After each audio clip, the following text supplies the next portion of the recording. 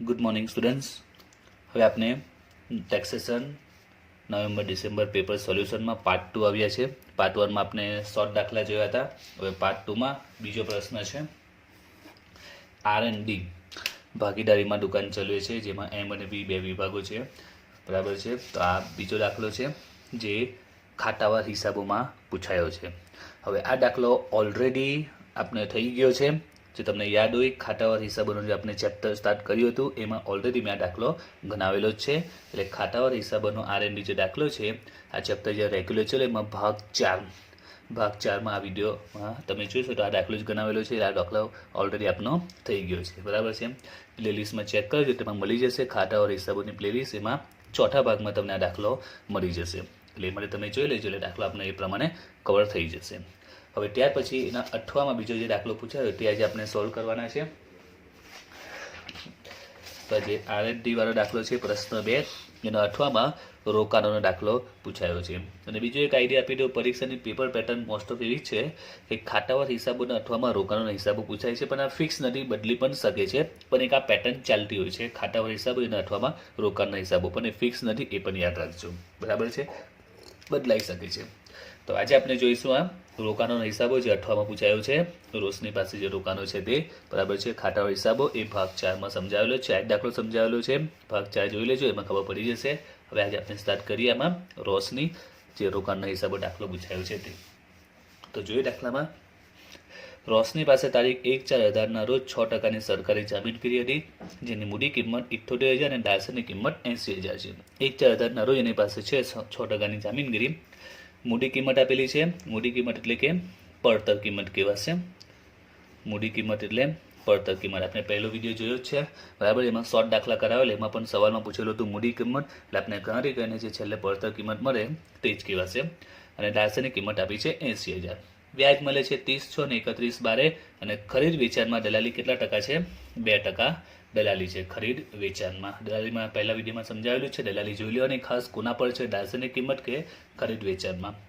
હવે આમાં જે 20 પોઈન્ટ છે તે તમે જોઈ શકો છો. 1/6/18માં 2 ક્વેશ્ચન માર્ક આપેલા છે, દાસની કિંમત આપી નથી, એના ભાવ આપેલા છે. અને વ્યાજ બાદ વેચાણ ને વ્યાજ બાદ ખરીદી છે. અને 1/9/18 અને 1/3/19ની દાસની કિંમત આપેલી છે અને ભાવ આપી દીધો છે. હવે ખરીદી વેચાણમાં કીધું નથી કે ખરીદી વેચાણ કયું છે, તો પહેલા વિડીયોમાં સમજાયું જ છે કે જ્યારે કોઈ માહિતી નહીં આપે કે વ્યાજ સહિત છે કે વ્યાજ બાદ છે, તો આપણે શું માની લેવાનું કે વ્યાજ સહિત છે. ત્યાર પછી જોઈએ 1/6/18 વ્યાજ બાદ વેચાણના વ્યવહારમાં 1,018 દલાલી અને 1/6/18 વ્યાજ બાદ ખરીદી વ્યવહારમાં 1,140 દલાલી છે. એટલે કે 1/6/18 તમે જો વેચાણને ખરીદ થઈ છે, એની કોઈ ઇન્ફોર્મેશન આપી નહીં, દાસની કિંમત આપી નથી, તો એનો ક્લુ આપે છે એ છે એની દલાલી આપી દીધી છે. તમે જો ધ્યાનથી 1/6/18 વ્યાજ બાદ જે વેચાણ છે, એટલે વ્યાજ બાદ વેચાણ બંને તારીખ સેમ જ છે. 1/6/18 જે વ્યાજ બાદ વેચાણ છે એ વ્યવહારમાં 1,018 દલાલી છે. એ જ રીતે 1/6/18માં વ્યાજ બાદ જે ખરીદી છે, 1/6/18ની વ્યાજ બાદ ખરીદી છે, એમાં દલાલી છે 1,140. એટલે એનો ક્લુ દલાલી છે, દાસની કિંમત આપી નથી, પણ ક્લુમાં દલાલી આપી દીધી છે. 31/19ના રોજ બજાર કિંમત 2.20% ઓછી છે. કેટલી છે? 2.20% ઓછી છે. તો બીજો એક ક્લુ છે, 20 પોઈન્ટ છે, 31/19ની બજાર કિંમત 2.20% ઓછી, એટલે કે છેવટની બાકીની વાત કરે છે. 1/6/18 શરૂની બાકી છે, આ છેવટની બાકી. તો આપણે રોકાણનું ખાતું બનાવવાનું છે FIFO પદ્ધતિ પ્રમાણે. તો સૌથી પહેલાં તો આ બેની દાસની કિંમત આપીને એ આપણે શોધવી પડશે. તો આજનો આ પેપરમાં પહેલો જ વિડીયો હતો, તેમાં પણ સેમ ટુ સેમ આ શોર્ટ દાખલો પૂછાયો કે દલાલી આપેલી નહીં હતી, દલાલી આપેલી હતી, દાસની કિંમત આપેલી નહીં હતી, એમાં દાસની કિંમત શોધેલી, એ જ રીતે આપણે શોધવાની છે. તો એ ગણતરી ઓલરેડી કરી નાખેલી છે, કમ્પ્લીટ રાખી છે, કેમ કે આપણે પહેલા ભાગમાં જ એ ગણતરી ઓલરેડી જોઈ લીધી છે. તો જે ભાઈ માહિતી લખી દઈએ, વ્યાજનો દર છે 6%, વ્યાજની તારીખ છે 30/6/31/12 અને દલાલીનો દર છે 2%. ઓકે, સૌથી પહેલાં વાત કરીએ 1/6/18નું વેચાણ, એનો ભાવ છે 108 અને દલાલી છે 1,080. ભાવ 108, દલાલી 1,080. એ જ રીતે 1/6/18ની જે ખરીદી છે એનો ભાવ છે 95 અને દલાલી છે 1,140. તો પહેલા જ ભાગમાં જોયું સેમ ટુ સેમ એ જ રીતે આપણે દાસની કિંમત શોધીશું. તો આપણે શું કહેલું, સૌથી પહેલાં દાસની કિંમતને 100 ધારી લઈશું, એટલે દલાલી શોધ્યું તો શું કરીશું, 100ના 108% કરીશું, બરાબર છે. અને દલાલી છે 2%, 108ના 2%, એટલે 2.16 દલાલી આવશે. બસ હવે સિમ્પલ પદ મૂકીશું કે જ્યારે દલાલી 2.16 હશે ત્યારે દાસની કિંમત કેટલી છે 100, તો આપણા દાખલામાં દલાલી 1080 આપી એટલે દાર્શનિક કિંમત કેટલી 50,000 બરાબર છે। એ જ રીતે આપણને ગણતરી સેમ ટુ સેમ આવશે। દાર્શનિક કિંમતને 100 ધારી લો, ભાવ 95%, 100ના 95% એટલે 95 આવશે।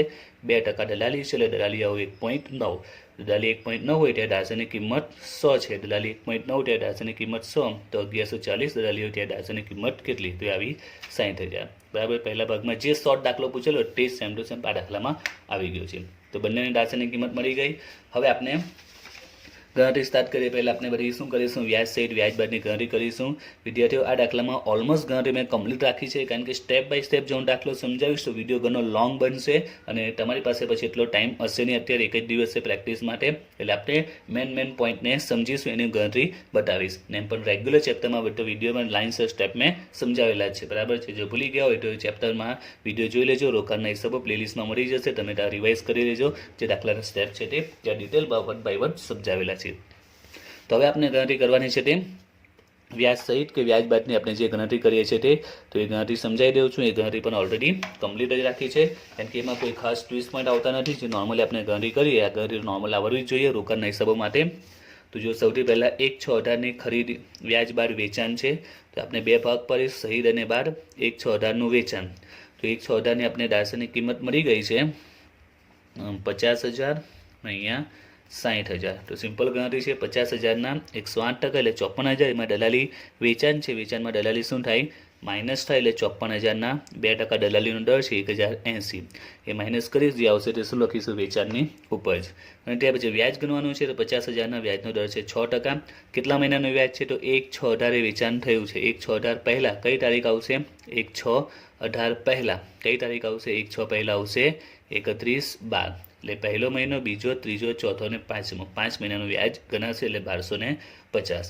એ જ રીતે 1/6/18નું વ્યાજ બાદ ખરીદી છે એની પણ ગણતરી એ જ પ્રકારે કરેલી છે ઓકે।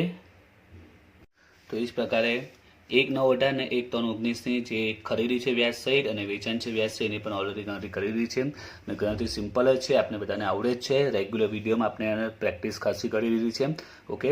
તો આજે હવે સમજાવવામાં આપણે ટાઈમ વેસ્ટ નથી કરવાનો, હવે આપણે આગળ વધીએ ઓકે। તો ગણતરી સિમ્પલ જ છે, તમે જોઈ શકો છો, તમને બધાને આવડે છે ગણતરી રાઈટ। હવે આપણે ગણતરી કર્યા પછી કયા સ્ટેપ આવશે, ખરીદી વ્યાજ સહિત વ્યાજ બાદની ગણતરી કર્યા પછી આપણે લખતા હતા બધી તારીખો લખી દેલો, જે વ્યવહારની તારીખ છે તે, એટલે કે 1/4/18 શરૂની બાકી, 31/19 છેવટની બાકી, આ શરૂની બાકી છેવટની બાકી, પછી જે તારીખે વ્યવહારો થયા છે ખરીદી વેચાણના તે વ્યવહારોની તારીખ લખતા હતા, અને છેલ્લે વ્યાજની તારીખ, એમાં વ્યાજની તારીખ આપણે આપેલી છે 30/6 ને 31/12, એમાં આપણે વર્ષ લખવાનું આવશે, તો આપણું વર્ષ કયું છે 1/4/18થી 31/3/19, એટલે 2018-19 આપનું વર્ષ છે। તો એ પ્રકારે આપણે અહીંયા કરી વર્ષ લખીશું, તો કયું વર્ષ આવશે તો 30/6/18 આવશે, અને અહીંયા પણ 18 આવશે, કારણ કે 19 લખીશું તો 31/3/19 તો વર્ષ પતી જાય છે, તો 19નો 6 ને 12મો મહિનો એટલે 12 ચાલી જશે, આ વર્ષની 12ની તારીખ આવી જશે, એટલે 30/6/18, 31/12/18। ત્યાર પછી આપણે 1 બાય 1 નંબર આપી દેતા હતા, અને એ પ્રકારે આપણે પછી રોકાણના ખાતામાં એન્ટ્રી આપીશું। તો સૌથી પહેલી એન્ટ્રી કઈ આવશે, એ છે શરૂની બાકી 1/4/18, ત્યાર પછી બીજી એન્ટ્રી આવશે તો 1/6/18 વેચાણ ખરીદી બંને થયું છે। હવે બંને એક જ તારીખે થયું છે બરાબર છે, તો પહેલી એન્ટ્રી કોની આપવાની, તો બેમાં તમે કોઈની પણ એન્ટ્રી આપી શકો છો, કારણ કે તારીખ એક જ છે।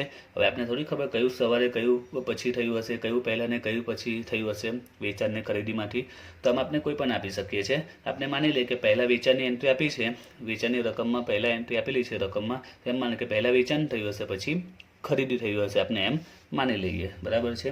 અથવા તમે પહેલાં ખરીદી લઈ લો, બીજી એન્ટ્રી ખરીદીને આપો અને ત્રીજી એન્ટ્રી વેચાણની આપો તો પણ ચાલી શકે છે, અથવા બીજી એન્ટ્રી આ વેચાણની આપો અને ત્રીજી એન્ટ્રી ખરીદી તો પણ ચાલે, કારણ કે એક જ તારીખ છે એટલે અપ ડાઉન તમે લઈ શકો છો ઓકે। 1, 2, 3 ચોથી એન્ટ્રી આવશે આ વ્યાજની એન્ટ્રી, ચોથી આવશે વ્યાજની એન્ટ્રી 30/6, ત્યાર પછી પાંચમી એન્ટ્રી આવશે તો આ ખરીદીની આવશે, છઠ્ઠી એન્ટ્રી આવશે તો વ્યાજની પાછી એન્ટ્રી આવશે, સાતમી એન્ટ્રી 1/3/19 વેચાણ, અને આઠમી એન્ટ્રી એ છેવટની બાકી બરાબર છે। તો આ રીતે આપણે 1 બાય 1 એન્ટ્રી આપીશું। તો રોકાણના ખાતામાં હવે આપણે એન્ટ્રી સ્ટાર્ટ કરીએ, તો એન્ટ્રી આપવી પણ સિમ્પલ છે, તમને યાદ હશે શરૂની બાકી ક્યાં આવશે ઉધાર પર, બાકી આગળ લાવીએ, છેવટની બાકી જમા પર, બાકી આગળ લઈ ગયા।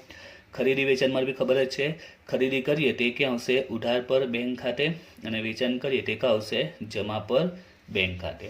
વ્યાજ આપની આવક છે એટલે એની એન્ટ્રી પણ કા આવશે જમા ખાતે. બધામાં શું લખીશું આપણે બેંક ખાતે જ લખીશું, બરાબર ને. અહીંયા બાકી આગળ લાવ્યા ને અહીંયા બાકી આગળ લઈ ગયા. ઓકે, તો રોકાણનું ખાતું પણ ઓલમોસ્ટ કમ્પ્લીટ રાખેલું છે. 1 બાય 1 બધી એન્ટ્રી તમને સમજાવી રહ્યું છું.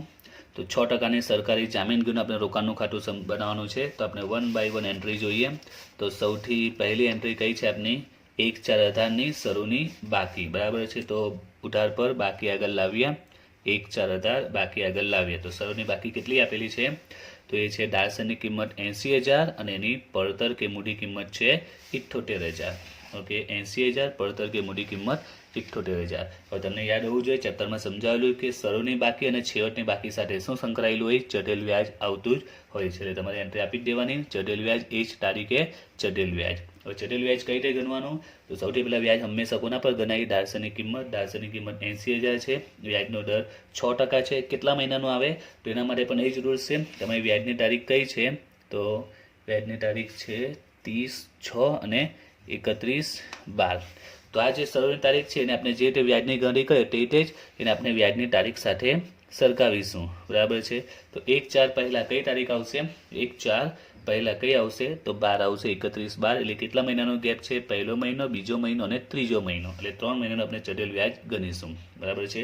તો શરૂની બાકી સાથે અને છેવટની બાકી સાથે ચઢેલ વ્યાજ આવશે અને મોસ્ટ ઓફ એ 3 મહિનાનું જ આવે છે. પણ કઈ રીતે આવે તેના પરથી આપણે શોધી શકીએ છીએ. તો જવાબ આવે છે 1200. એ વ્યાજના ખાતામાં લખીશું. ફરીથી કહું છું, ચેપ્ટરમાં ડિટેલમાં સ્ટેપ આગળના વિડીયોમાં ચેપ્ટરમાં આપણે સમજાવેલા છે. અત્યારે સ્ટેપ સમજાવવાની જરૂર નથી, કારણ કે સ્ટેપ માટે તમે જોવા હોય તો તમે ચેપ્ટરમાં જ જોઈ લેજો, બરાબર છે. એમાં ડિટેલમાં સ્ટેપ સમજાવેલા છે 1 બાય 1 એન્ટ્રી. અત્યારે આપણે ફટાફટ સોલ્વ કરીશું જેથી કરીને ઓછા સમયમાં પેપર આપણું સોલ્વ થઈ શકે અને બધા દાખલા કવર થઈ શકે. તો પહેલી એન્ટ્રી આપણી આવી ગઈ. ઓકે, તો પહેલી એન્ટ્રી કમ્પ્લીટ. હવે બીજી એન્ટ્રી કઈ છે? તો અહીંયા બીજી ખરીદી વેચાણનો સવાલ છે કે પહેલાં ખરીદી કે પહેલાં વેચાણ હશે. તો ચલો આપણે વેચાણની આપી દઈએ, કારણ કે પહેલાં વેચાણની રકમ આપેલું વેચાણની આપી દઈએ. ખરીદીને આપી તો બી ચાલે, આપણે પહેલાં વેચાણની આપી દઈએ. 1/6/18 વેચાણ થયું છે તે. તો વેચાણની એન્ટ્રી કા આવે? જમા પર 1/6/18 વેચાણ, 1/6/18 વેચાણ. તો એમાં સિમ્પલ જ છે, બેંક ખાતે વેચાણ અને બધી રકમ આપણે ગણતરીમાંથી જ મળી જશે. 1/6/18નું વેચાણ, એમાં દાળસરની કિંમત આ છે તેની દાળસરની કિંમત 50,000, એનું વ્યાજ છે 1250 અને એની પડતર એટલે કે આ વેચાણની ઉપજ એ જ આમાં પડતર આપણે લખતા હતા 52,920. ઓકે, હવે બીજો તમને પોઈન્ટ યાદ હશે કે જ્યારે પણ તમે આ ગણતરી કરો એટલે કે વેચાણની, સિમ્પલ છે, કોઈ પણ બિઝનેસમાં આપણે વસ્તુ વેચીએ એટલે પહેલો પોઈન્ટ શું આવે? નફો કે નુકસાન થાય, બરાબર છે. એટલે અહીંયા વેચાણ કર્યું છે એટલે તમારે નફો નુકસાનનો પોઈન્ટ વિચારવો પડશે. કાં તો અહીંયા નફો થયો હશે કાં તો નુકસાન થયું હશે. તો એની ગણતરી પણ આપણે કરતા હતા રેગ્યુલર દાખલામાં. તો એ જ પ્રકારે અહીંયા ગણતરી કરીશું. તો આપણે પહેલાં તો એ વિચારીશું કે આ જે 50,000નું આપણે વેચાણ કર્યું છે એ 50,000નું વેચાણ કેમાંથી કર્યું હશે? તો આપણી પાસે કેટલા રોકાણો છે? તો આપણી પાસે શરૂની બાકી 80,000 છે. આપણે અત્યારે 2 એન્ટ્રી આપેલી છે એટલે મેં ખરું કર્યું છે કે આટલી એન્ટ્રી આવી ગઈ છે. આપણે શરૂની બાકી 80,000 છે. ત્યાર પછી આપણે ખરીદી કરી છે, 1 તારીખે ખરીદી પણ કરી છે, 1/6/18 ખરીદી પણ કરી છે. પણ કોમન છે આ તારીખે ખરીદ લે, આ તારીખે કદાચ વેચવું, એવું તો બહુ રેલી કેસીસમાં બનતું હોય. તો કોમન છે આ જે વેચાણ કર્યું હશે એ 50,000નું વેચાણ કેમાંથી કર્યું હશે? આપણે વિચારતા હતા વેચાણ કર્યું, સિમ્પલ વેચાણ કે વેચાણ કયા રોકાણોમાંથી કર્યું હશે? તો કોમન છે જે શરૂની દાળસરની કિંમત છે એમાંથી આપણે વેચાણ કર્યું હશે. આ જે વેચાણ કર્યું હશે કેમાંથી કર્યું હશે? જે શરૂની દાળસરની કિંમત 80,000 છે એમાંથી કર્યું છે. 50,000નું જે વેચાણ છે એ શરૂની દાળસરની કિંમત 80,000માંથી કર્યું હશે. તો આપણે જે ગણતરી કરતા હતા એ જ રીતે આપણે એની ગણતરી કરીશું. તો જો એની ગણતરી નફો કે નુકસાન આપણે ગણતરી કરતા હતા. 1/6/18નું આપણું વેચાણ છે, બરાબર છે.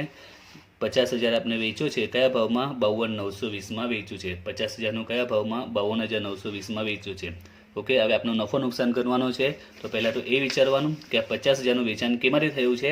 તો જે શરૂની દાળસરની કિંમત છે 80,000 એમાંથી કર્યું છે. તો આપણે શોર્ટમાં બતાવી દેવાનું કે 50,000નું રોકાણ એ શરૂની બાકી 80,000માંથી વેચ્યું છે. તો નફો નુકસાન માટે આપણે પડતર શોધતા હતા કે આ 50,000 એ 80માંથી વેચેલું છે. આ 50,000 કેમાંથી વેચ્યું? શરૂની બાકી 80માંથી વેચેલું છે. તો સિમ્પલ આપણે પદ મૂકીશું કે જે 80,000 છે એની પડતર કેટલી છે? 78,000 છે. 80,000 દાળસરની કિંમત છે એની પડતર 78, એમાંથી આપણે 50નું વેચ્યું છે. આમાંથી કેટલું વેચ્યું? આપણે 50નું વેચી દીધું છે, તો 80,000ની પડતર 78 છે, એમાંથી આપણે 50નું વેચ્યું તો 50નું કેટલી, તો એની પડતર આવે છે 48,750. બરાબર છે. તો આપણે નફો નુકસાન ગણીશું. આપનું વેચાણ કિંમત કેટલી છે 52,920 અને 80માંથી વેચ્યું છે તેની પડતર છે 48,750, એટલે નફો આવશે 4,170. આ પોઈન્ટ પણ ડિટેલમાં રેગ્યુલરમાં સમજાવેલું છે. બરાબર છે. કઈ રીતે બધી ગણતરી થાય તે ડિટેલમાં તેમાં સમજાવેલું છે. રેગ્યુલર તમે વિડીયો જોજો, જો ભૂલી ગયા હો તો એમાંથી યાદ આવી જશે. તો નફો 4170 આવે છે. એ નફાની એન્ટ્રી કા આવશે, તો નફાની એન્ટ્રી આપણે ઉધાર પર આપીશું 1/6/1800, નફા નુકસાન ખાતે નફો, રકમ 4170. ઓકે, હવે આગળની એન્ટ્રી આપી દઈએ આપણે. હવે આપણે વેચાણની એન્ટ્રી અપાઈ ગઈ. હવે એ તારીખે જે ખરીદી છે એની પણ એન્ટ્રી આપી દઈએ. તો સિમ્પલ ખરીદીની જેમ એન્ટ્રી આવે તે આપી દેવાની. 1/6/1800 ખરીદી, 1/6/1800ની ખરીદી માટે સ્પષ્ટ તમે જો તો ગણતરીમાં જ રકમ બધી મળી જશે. દાળસરની કિંમત 60,000, પડતર 58,140 અને વ્યાજ છે 1500. ઓકે, તો 1/6/1800ની ખરીદી એન્ટ્રી આવી ગઈ. એના પછી તમે જો નેક્સ્ટ એન્ટ્રી કઈ છે, ચોથા નંબર, 1 2 3 પતી ગયું. ચોથા નંબર 30,000 એ કઈ છે, વ્યાજની એન્ટ્રી. વ્યાજ આપની આવક છે એની એન્ટ્રી જમા પર આપીશું, બેંક ખાતે વ્યાજ. હવે વ્યાજ કઈ રીતે ગણાશે, તેના માટે સિમ્પલ જ રૂલ્સ છે, સમજાવેલું છે. આપણી પાસે જેટલા રૂપિયાનું ઇન્વેસ્ટમેન્ટ એના પર વ્યાજ ગણીશું. તો આપણી પાસે કેટલા રૂપિયાનું ઇન્વેસ્ટમેન્ટ છે, જો શરૂની બાકી આપણી પાસે 80,000 છે, ત્યાર પછી આપણે ખરીદી કરી છે 60,000ની, આપણે આટલી એન્ટ્રી આપી છે, એના પર જ ફોકસ કરો. બરાબર છે. આપણે એન્ટ્રી આપી છે 80 ને 60, એટલે આપણી પાસે 1,40,000 છે. 80ની શરૂની બાકી, ખરીદી 60,000, 1,40. એમાંથી આપણે વેચ્યું કેટલું છે, 50,000 વેચાઈ ગયું છે, એટલે આપણી પાસે કેટલી બાકી બચી, 90,000ની બાકી છે. તો એના પર 6% લેખે. અને સમજાવેલું છે કે આ જે વ્યાજ હોય તે હંમેશા કેટલા માસનું હોય, 6 માસનું, કારણ કે 6 મહિને મળે છે, એટલે આ વ્યાજ હંમેશા કેટલા માસનું હોય, 6 માસનું ગણીશું. તો 90,000નો 6% લેખે 6 માસનું વ્યાજ, એટલે આવશે વ્યાજ 2700. ઓકે, તો 30,000ની વ્યાજની એન્ટ્રી આવી ગઈ. એના પછી આગળ આપણે નેક્સ્ટ એન્ટ્રી જોઈએ. ચોથી એન્ટ્રી આવી ગઈ. પાંચમી એન્ટ્રી છે તે 1/9/1800ની ખરીદીની એન્ટ્રી. 1/9/1800 જે ખરીદી કરી છે તે. તો 1/9/1800ની ખરીદી, 1/9/1800ની ખરીદી. દાળસરની કિંમત 70,000, ત્યાર પછી વ્યાજ 700 અને પડતર 69,272. 1/9/1800ની ખરીદી આવી ગઈ. દાળસરની કિંમત 70,000, વ્યાજ 700, 69,272. ખરીદી આવે ત્યારે કોઈ વિચારવાનું, ખાલી વેચાણ આવે ત્યારે નફો નુકસાન જોવું પડે. ત્યાર પછી નેક્સ્ટ એન્ટ્રી 6 નંબર, ફરીથી વ્યાજની એન્ટ્રી આવી છે 31/12/1800 વ્યાજની એન્ટ્રી. 31/12/1800 નેક્સ્ટ એન્ટ્રી વ્યાજ જમા પર. હવે આપણી પાસે કેટલા રૂપિયાનું ઇન્વેસ્ટમેન્ટ છે, રોકાણો છે, તો જો શરૂઆતના 80 હતા, પ્લસ બીજા 60 પ્લસ 70, તો 80 60 70, 80 60 70, એટલે 2 10 થયા. એમાંથી આપણે 50,000 વેચી નાખ્યા, એટલે આપણી પાસે 1,60,000ના રોકાણો છે. એના પર 6% લેખે અને આવે હંમેશા 6 મહિનાનું ગણાય, એટલે આવશે 4800 વ્યાજ આવશે. ઓકે, નેક્સ્ટ એન્ટ્રી તમે જો તો 6 નંબરની એન્ટ્રી આવી ગઈ. 7 નંબર વેચાણ થયું છે, 1,19,000નું વેચાણ છે. તો વેચાણ જમા પર આવશે 1,19,000, બેંક ખાતે વેચાણ. તેની ગણતરી ઓલરેડી કમ્પ્લીટ જ છે. 40,000 દાળસરની કિંમત, વ્યાજ 400 અને એની વેચાણની ઉપજ, એટલે આમાં આપણે પડતર કહેવાશે 40,442,720. વેચાણ થયું છે એટલે નફો નુકસાન આવશે, એટલે આપણે એની ગણતરી કરવી પડશે નફો નુકસાનની. તો 40,000નું આપણે કેટલામાં વેચ્યું છે, 40,000નું આપણે 42,720માં વેચ્યું છે. 40,000નું 42,720માં વેચ્યું છે. હવે પ્રશ્ન થાય કે 40,000નું વેચાણ કેમાંથી કર્યું હશે, તો આમાં ફીફો પદ્ધતિ અપનાવવાની છે. ફીફો એટલે ફર્સ્ટ ઇન ફર્સ્ટ આઉટ. બરાબર છે. મોસ્ટ ઓફ ફીફો જ પૂછાતી હોય છે, ફર્સ્ટ ઇન ફર્સ્ટ આઉટ. તો આપણી પાસે સ્ટાર્ટિંગથી જોઈએ એમાંથી આપણે વેચાણ કરીશું 40,000 અને શરૂઆતથી જોઈએ.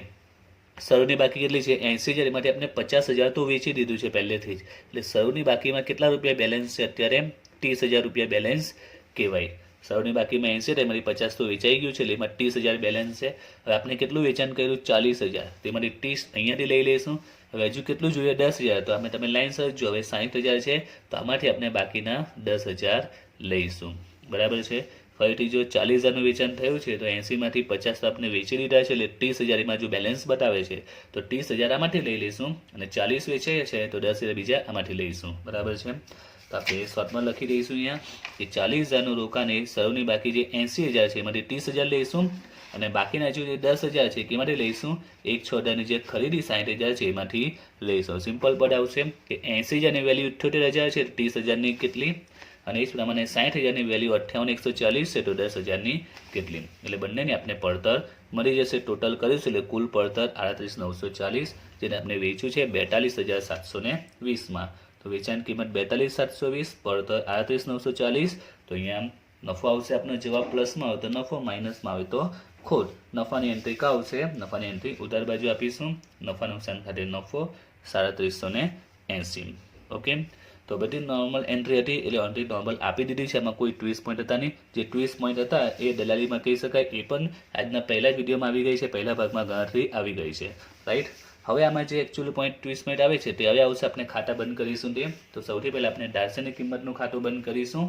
તો 80,000, 60,000, 70,000, 2,10,000, એમાંથી માઇનસ કરીએ તો 1,20,000 આવે છે. 1,20,000 એ છેવટની બાકી. શરૂઆતમાં જ કીધું કે જે રીતના શરૂની બાકી સાથે ચઢેલ વ્યાજ આવે એ જ રીતે છેવટની બાકીમાં પણ ચઢેલ વ્યાજ આવતું હોય છે. તો આપણે એક બે લીટી છોડીને અહીંયા ચઢેલ વ્યાજની એન્ટ્રી સાથે સાથે આપી દેવાની. ચઢેલ વ્યાજ તો કોના પર ગણાશે? 1,20,000 પર. હવે શરૂઆતમાં 3 માસનું એટલે છેવટમાં બી 3 માસનું જ આવતું હોય. તમે જો ચેક કરશો તો બી 3 માસનું જ મળશે. જો ચેક કરી જોઈએ 31/19 પહેલાં કઈ તારીખ આવે? 31/19 પહેલાં કઈ આવશે? તો 12 આવશે. એટલે પહેલો મહિનો, બીજો મહિનો અને ત્રીજો મહિનો 3 મહિનાનું વ્યાજ ગણાશે. 1,20,000 એના 6% ગુણ્યા 3 ભાગ્યા 12 તો વ્યાજ આવે છે 1,800. ઓકે, તો આપનું પહેલું ખાતું બંધ થઈ ગયું. બીજું વ્યાજનું ખાતું આપણે બંધ કરીએ, જેમાં હંમેશા તફાવત ક્યાં આવશે? ઉધાર બાજુ, એમાં હંમેશા તફાવત આવશે. તો ટોટલ આવે છે જમા બાજુનો 10,950, એમાંથી 1250, 2700, 4800, 400, 10,950, એમાંથી 1200, 1500 ને 700 માઇનસ કરીએ તો 7,550 છેવટની તારીખ. આ શું કહેવાશે? નફા નુકસાન ખાતે આ એમની શું કહેવાશે? વ્યાજની કુલ આવક થઈ કહેવાય. વર્ષ દરમિયાન વ્યાજની અને કુલ આવક મળી 7,550. હવે આપણે છેવટનું જે ખાતું છે પડતરનું એ બંધ કરી દઈએ. 78,000, 58,140, 41,70, 69,272, 3780. તો 2,13,362. એમાંથી માઇનસ કરીએ 52,920, 42,720, 1,70,722. એ રકમ આપણે અહીંયા લખી દઈએ અને આપણે દાખલો અહીંયા કમ્પ્લીટ થઈ જાય. બરાબર છે, 1,70,722 અહીંયા લખી દઈશું એટલે દાખલો પૂરો. પરંતુ અહીંયા આપણે દાખલો પૂરો નહીં થશે, કારણ કે દાખલામાં એક પોઈન્ટ આપેલો છે. બરાબર છે, 31/19ના રોજ બજાર કિંમત 2.20% ઓછી છે. આ રીતનો એક હવાલો આપેલો છે કે 31/19ના રોજ બજાર કિંમત કેટલી છે? 2.20% ઓછી છે. તો આપણે એને ધ્યાનમાં લેવું પડશે. જો આ હવાલો નહીં હોતે તો આપણે 1,70,722 અહીંયા લખી દઈશું, આપણું કામ પૂરું. પણ હવાલો આપેલો છે તો એની ઇફેક્ટ આવશે. તો જો કઈ રીતે ઇફેક્ટ આવશે તે જો 31/19ના રોજ જે આપણો આખર સ્ટોક છે એની દાર્શનિક કિંમતની વાત કરીએ તો એની દાર્શનિક કિંમત કેટલી છે? 1,20,000ની દાર્શનિક કિંમત છે. બરાબર, અને એની પડતર કિંમત જે આપણે કેલ્સી પર શોધી છે બાદ કરતાં જે પડતર કિંમત આવી છે 1,70,722. આ એની પડતર કિંમત છે. હવે હવાલામાં આ બજાર કિંમતનો પોઈન્ટ આપેલો છે. જો નહીં આપેલો તો આપણે 1,70,722 અહીંયા લખી દઈશું, આપણો દાખલો પૂરો થઈ જાય. પરંતુ અહીંયા બજાર કિંમત આપેલી છે 2.20% ઓછી છે. એટલે આપણે પહેલાં તો એની બજાર કિંમત શોધીશું. તો બજાર કિંમત કેટલી છે? 2.20% ઓછી. તો કોના 2.20%? આપણે જે દાર્શનિક કિંમત છે, એકચ્યુઅલમાં એની કિંમત છે એના જ કરવાના. 1,20,000 એમાંથી 2.20% ઓછા છે એટલે માઇનસ કરી દઈશું. 1,20,000 2.20% તો આવે છે 1,70,360. રેગ્યુલરમાં પણ આ રીતના પોઈન્ટ આવી ગયા છે. ધારો કે દાખલામાં એવું કીધેલું હશે કે બજાર કિંમત 90 છે, એવું આપેલું હોય બજાર કિંમત 90 છે. તો આપણે શું કરવાના? એની જે દાર્શનિક કિંમત છે 1,20,000 એના 90% કરી દેવાના એટલે 1,08,000 આવે. હવાલામાં આપેલું કે બજાર કિંમત 110% છે તો 1,20,000 ને 110% કરી દેવાના એટલે 1,32 આવશે. ખ્યાલ આવ્યું? એટલે બજાર કિંમત શોધવું સિમ્પલ જ છે. હવે આપણી પાસે બે કિંમત છે સ્ટોકની. દાર્શનિક કિંમત 21 છે, એક પડતર કિંમત છે આપણી પાસે એ છે 1,70,722 અને એક એની બજાર કિંમત છે 1,17,360. તો બેમાંથી કઈ એન્ટ્રી આપવાની? તો આપણે ભણી ગયા છે 12મા ધોરણથી 11મા ધોરણની વાર્ષિક હિસાબમાં હવાલો જ આવતો હતો. પહેલો હવાલો સ્ટોકનો કે એની બજાર કિંમત આટલી છે, પડતર કિંમત આટલી છે, બજાર કિંમત આટલી છે, પડતર કિંમત આટલી છે. તે આપણે કઈ કિંમત ધ્યાનમાં લેતા હતા? તો જે ઓછી હોય તે. તો બેમાંથી ઓછી કઈ છે? 1,17,360 ઓછી છે. એટલે આપણે અહીંયા એ રકમ લખીશું 1,17,360. ખ્યાલ આવ્યો? તો જ્યારે બજાર કિંમત આ રીતે આપેલી હોય તો બજાર કિંમત શોધી નાખવાની, બસ. પછી બંનેને સરખાવી બેમાંથી જે ઓછી હોય તેની એન્ટ્રી આપણે આપી દેવાની. તો 1,17,360ની એન્ટ્રી આપી દીધી. હવે આપણે રોકાણોનું ખાતું બંધ કરી દઈએ. તો જોઈએ કેટલો તફાવત આવે છે. 78, 58, 140, 41 ટોટલ છે જ આપણી પાસે. એમાંથી માઇનસ કરીએ 52,920, 42,720, 170, 360. તો 362 રૂપિયાનો અહીંયા તફાવત આવે છે. કોઈક વાર આવે, કોઈક વાર નહીં આવે, બરાબર છે. માની લો કે જો ઓછી રકમ આ જોતે 170,722, તો આપણે એ જ રકમ અહીંયા લખશે તો કોઈ તફાવત નહીં આવશે, પણ આમાં તફાવત આવે છે. તો જો આવી રીતે તફાવત આવે તે આપણે લઈ જઈશું નફા નુકસાન ખાતે, બરાબર. આ એક રીતની ખોટ કહેવાય. આપણે નુકસાન થયું છે, સ્ટોકમાં નુકસાન થયું, સ્ટોકની બજારમાં વેલ્યુ શું થઈ ગઈ? ઘટી ગઈ. પડતરમાં આટલી છે પણ બજારમાં વેલ્યુ ઘટી ગઈ છે, એટલે એક રીતનું આમાં નુકસાન થયું કહેવાય. ઓકે, તો જે તફાવત આવશે તે આપણે 362 અહીંયા લખી દઈશું. ઓકે, તો આની સાથે આપનો વિડીયો કમ્પ્લીટ થાય છે. ભાગ 2 આપનો પૂરો થાય છે.